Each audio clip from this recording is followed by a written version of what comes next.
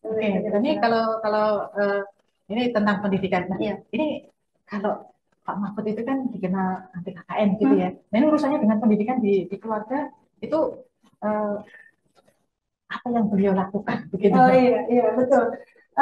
Ini Prof. Mahfud memang betul-betul anti KKN ya, bahkan itu diberlakukan di keluarganya sendiri. Ini saya sedikit cerita, nggak apa-apa ya? Boleh, boleh aja kalau Jadi suatu ketika itu kakak sepupu saya, cerita singkat saja, kakak sepupu saya mengikuti tes CPNS di salah satu instansi. Saat itu Prof. Mahfud sedang menjabat sebagai ketua MK. Jabatannya lumayan lah ya saat itu. Nah, dia sudah mengikuti prosedur sesuai prosedur sampai akhirnya di tahapan wawancara. Nah, di tahapan wawancara ini sudah menjadi rahasia umum saat itu bahwa ketika sudah di tahapan wawancara maka tinggal pakai orang dalam saja pasti lolos. Nah, di situ kakak saya dengan inisiatifnya merasa bahwa paman saya ini seorang ketua MK nih pasti lolos lah. Dia berinisiatif untuk telepon menelpon Prof. Mahfud yang intinya ingin meminta bantuan. Posisi saat itu ada 4 orang, yang diambil hanya 2. Dan itu waktu itu jawaban Prof. Mahfud lumayan membuat kaget ya, katanya ya terus kenapa? Ya sudah ikuti saja prosedur yang ada.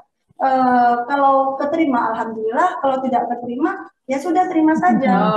Rezeki bukan hanya di PNS kok gitu. Jadi kalau di lingkunganmu, teman-temanmu terbiasa dengan hal-hal yang apa-apa dibantu melalui orang dalam dan sebagainya, ya sudah kamu jangan sampai terbawa arus. Kalau kamu ingin jadi orang beruntung, belajar yang tekun, berikhtiar dan berdoalah. Dan ada kata-kata yang saat itu sempat membuat kakak saya dongkol, katanya Prof. Mahfud bilang begini, apa lagian kenapa sih ngotot banget jadi PNS? Lawang Rasulullah saja bukan PNS kok gitu. Jadi saat itu kakak saya sempat dongkol, cuma kalau diingat lagi sekarang dia ceritanya sambil ketawa dan bahkan mendapatkan hikmah besar. Bahkan sekarang beliau masih belum PNS tapi menjadi orang yang sering menguji PNS untuk naik pangkat. Dan hal itu juga terjadi kepada saya sendiri di tahun 2020. Saya mengikuti tes di salah satu instansi yang kebetulan instansi itu di bawah naungan Menko ya, Menko Polhukam. Saya mengikuti tes itu sesuai prosedural dan bahkan aku tidak tahu karena saya sudah feeling aku juga tidak akan bantu apa-apalah ya, saking anti KKN-nya, sangat anti KKN, dan itu dimulai dari keluarganya juga, apalagi di dalam hal beliau menjalani jabatannya seperti itu. Jadi saya sampai tahapan akhir itu, sampai tahapan wawancara, kemudian apa namanya tes kesehatan, saya lolos.